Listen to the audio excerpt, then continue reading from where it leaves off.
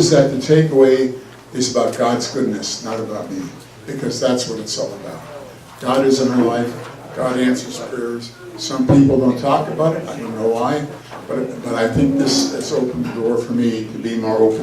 If you should wonder if I'm the same Ed Danowski that played for the New York Giants and was leading them to the victory over the Green Bay Packers in the mid-1930s, or the guy that recruited Vince Lombardi and gave him his first college coaching job, that's not me. Each of us has lots of gifts and talents. There's a carpenter, cook, photographer, teacher, gardener, whatever it is. For any number of reasons, we may not have time or opportunity to develop them.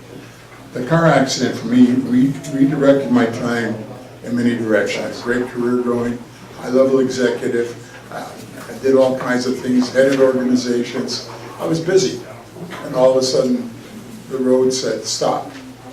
At the age of 29, I was hit by a drunk driver in the middle of the afternoon.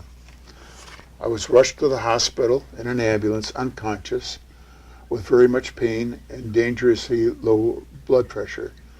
I remained there for quite a while. The interesting thing that started it off was the morning after the accident, my sister-in-law was babysitting with the children while Mardell was at the hospital with me. My sister-in-law got a call from my mother-in-law, Viv. Viv was way up north, way out in the boonies, no way to get to a telephone, no way to get to a radio, and something forced her to have her husband drive her to a phone and call home and find out where I was. And my sister-in-law said, no, he's fine, he's okay. And my mother-in-law said, no, I know he's hurt. I know he's in the hospital. To this day, none of us can figure out how she knew that or why she called. The first 3 years for me were physically very limiting. I could barely walk.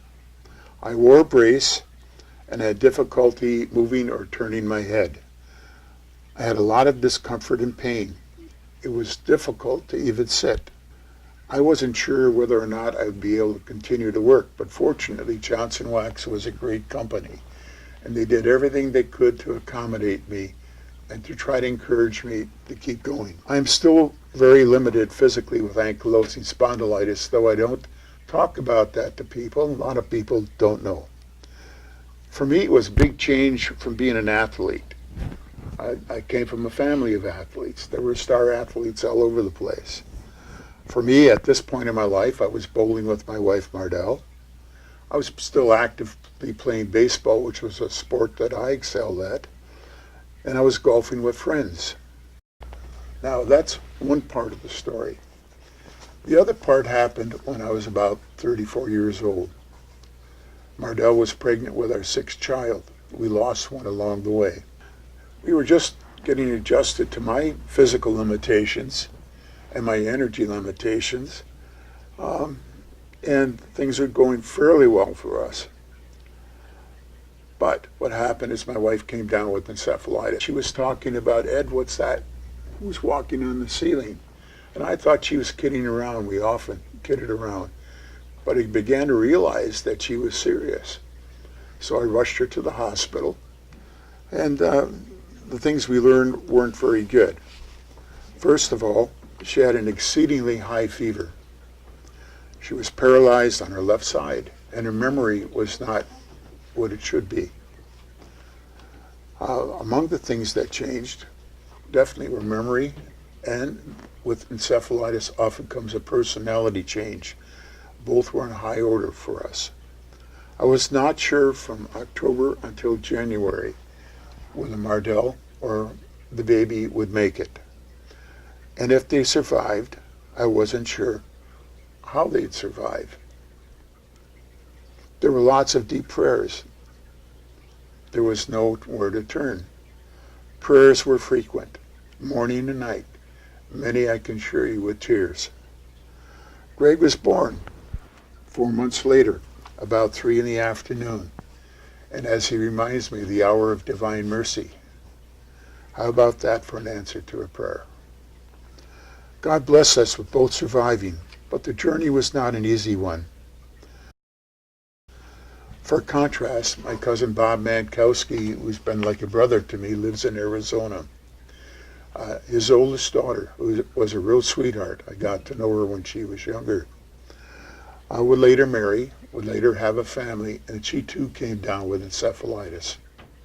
Only her journey back was not anything like Mardel's.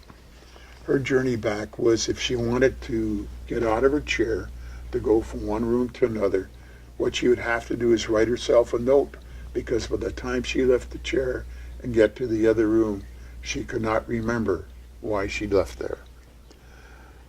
The marriage was strained. The husband would eventually divorce. Situations went, like they do so often, from bad to worse. She's now had several brain surgeries, and for the last number of years has been living in a nursing home. It was not easy to take care of her in any way, shape, or form. So by comparison, when I contrast Mardell and Greg, and what I know she went through, I know that I've had God's help along the way. I can assure you that constant and very deep prayer were and still are my constant companions. I had to adjust to new windows that were opened by God in far different ways, including discovering some new avenues to be able to engage more with my children. Physical restraints are really tough because I couldn't play games with them. I couldn't physically engage with them. I wore both braces in both hands, including going to work. For example, some things I had were bouts with something called iritis. You can check it out for yourself, but it's kind of a wicked thing. Both knees of mine had to be replaced. Despite my now significant physical limitations, I went in a bunch of new directions. And I had to do something new to have some interactive time with my children. For example, one thing that we did is we'd sit in a circle on the floor. I'd start a story idea, and the next child would pick up on it, and the next child, and the next child, and the next child. And the last person on the floor would finish the story. We did that quite often. And there were other things that I also got into for the kids. In order to engage with them, I started inventing games. The side part of it was I got to sell the games. I started writing my first book at Johnson Wax later in my career. Happened in a funny way. We had a need overseas for general managers to deal with a very difficult subject. Okay, and so what we did is checked around, and everybody said, no, you can't write that book. So I did. And the company had such success with it that it published it and it sold it around the world. Okay, I started my next book right after I retired from consulting with CEOs. My son Greg, my son Jeff said, hey, Pop, why don't you write about all the stories you made up for us when we sat around in those circles and things? And I've published more than 11 books. And there was ever so much more. But this whole creative journey never would have happened the way it happened, I'm sure, had it not been that I became disabled. Now, is that a miracle? Is that a prayer answered? I'm sure at least it's a prayer answered from God. Little by little, God opened new windows for us. Some slowly, but they were opened in so many ways. The best I can say is thank you, God. I love you, God. I'm not an expert at what the church might say is and what is not a miracle by any means. But I do know that so many prayers have been answered and that so many windows of help and opportunity have been opened for me and for my family when we have needed them, sometimes in ways I did not expect. Some of those windows were open when some major doors were closed. Okay, what is a miracle? The church is careful in terms of what it officially calls and recognizes as a miracle.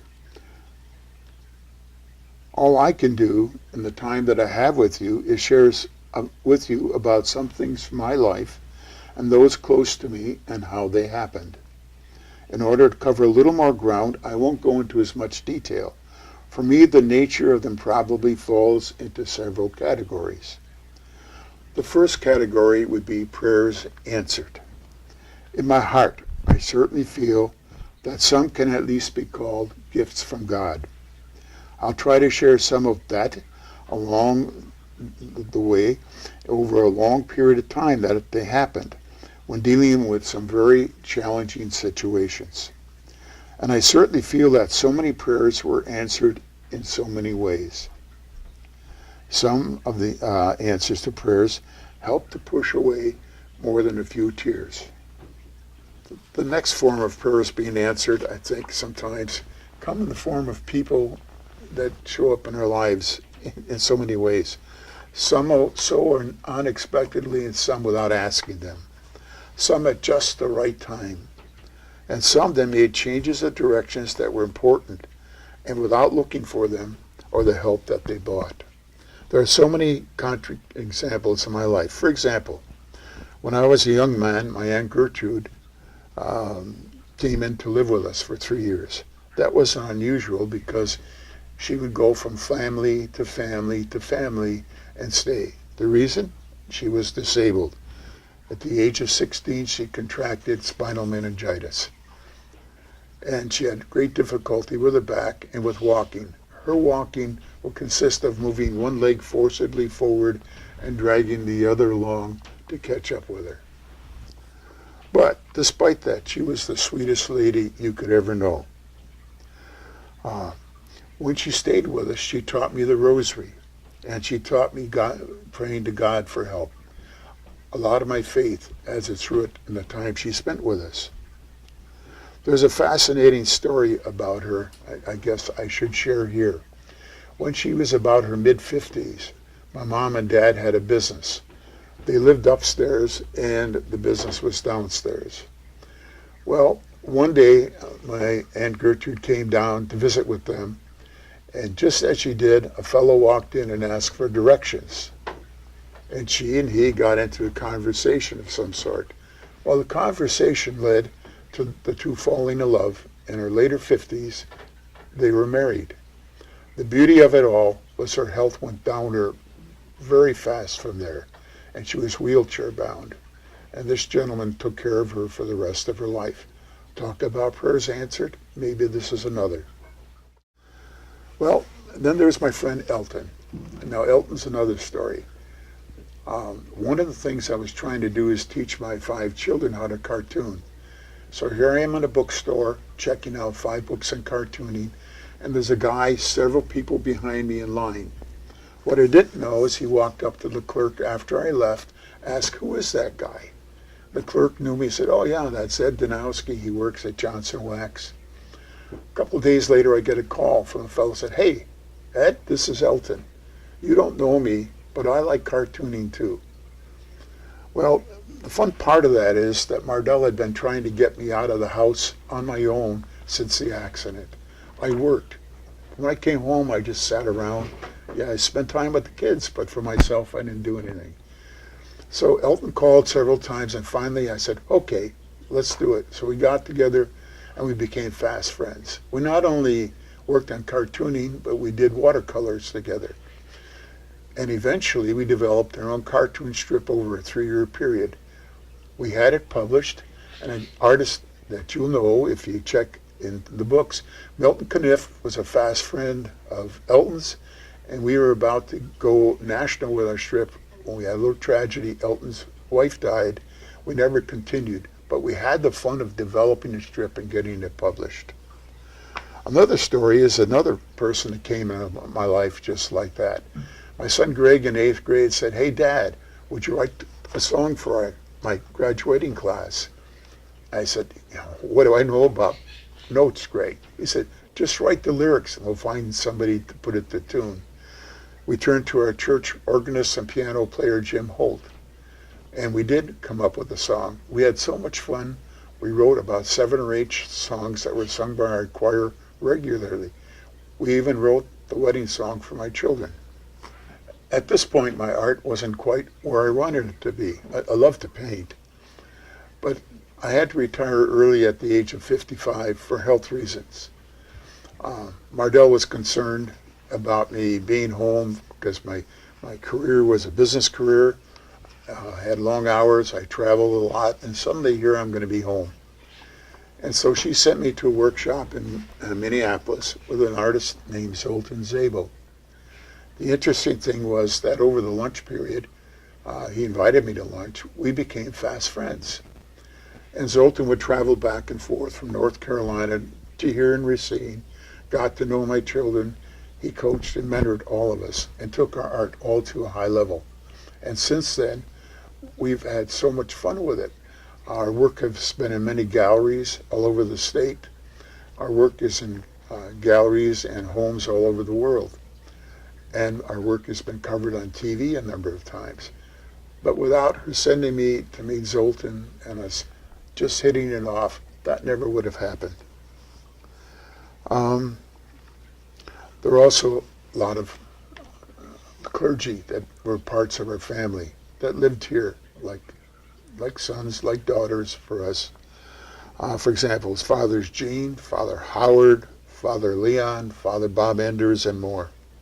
But there's another episode that started several years before I went on dialysis. I nearly died a couple times during the summer.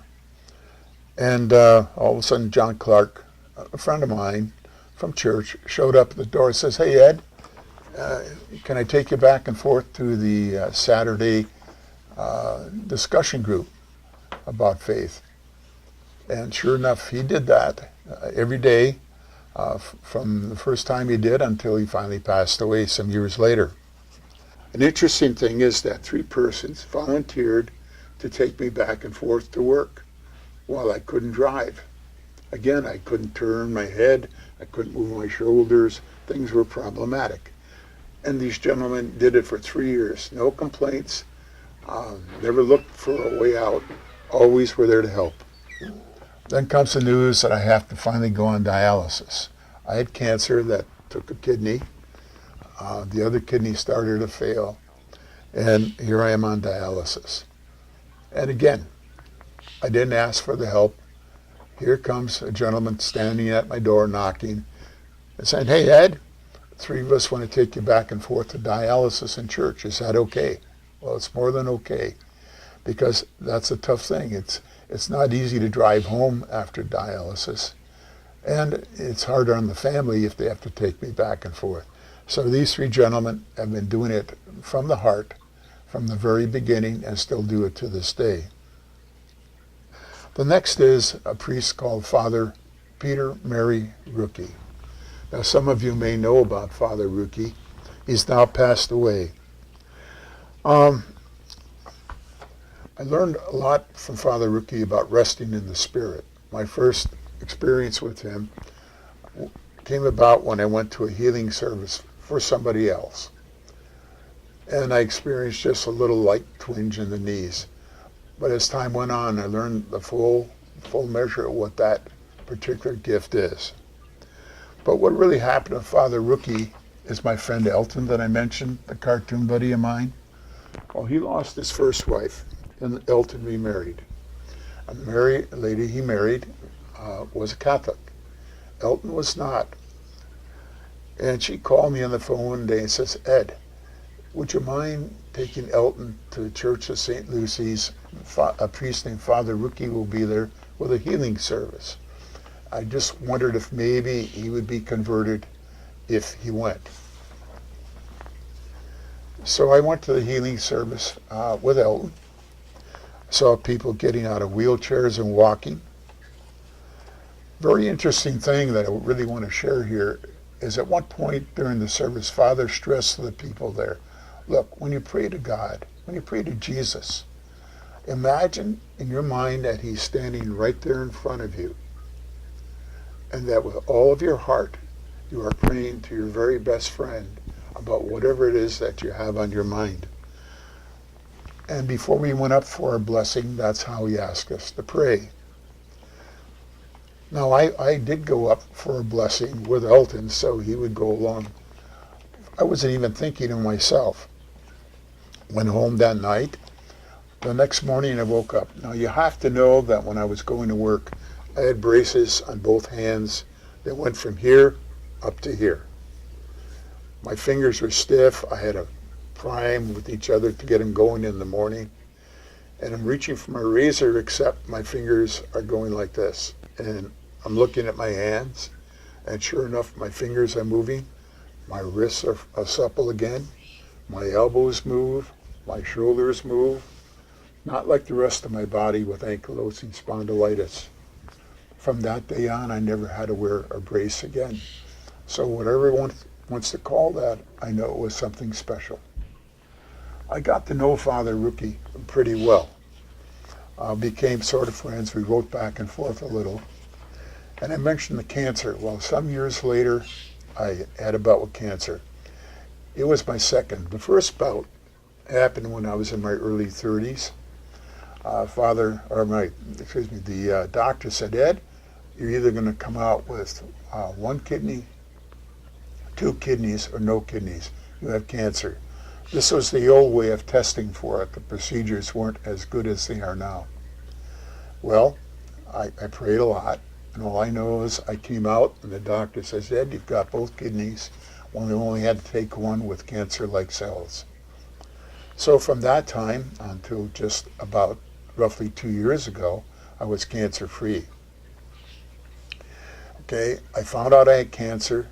I found out I was going to have an operation in a week, and I was visiting at my son Greg's house. When I knew I had cancer, I just learned about it a few days before, and I was scheduled for surgery. I called Father Rookie again, said, Father, I've got cancer, going to have surgery. And what he did is says, okay, Ed, say this prayer with me.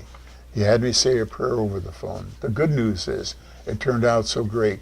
Despite 2 major tumors, no more cancer, no more need for chemo or radiation. I just want to say thank you for having me here. Much more to share with you if I could, but a lot of it's in those books. I think I'll explain it this way. I wrote a lot of things that were happening as I was getting older, not knowing if I'm going to make tomorrow or the next year because of the health issues I had. Okay, and so I tried to write about that in the books. And the reason I did is one day I felt that I was thinking about the lepers, how there were 7 of them, right? If I got that counted right. But only one came back and said, thank you, God. So I think we all too often as people keep those things in our personal closet when we ought to be telling people, hey, look what's happened for me. And a great big thank you to God. Thank you for coming. God bless you all.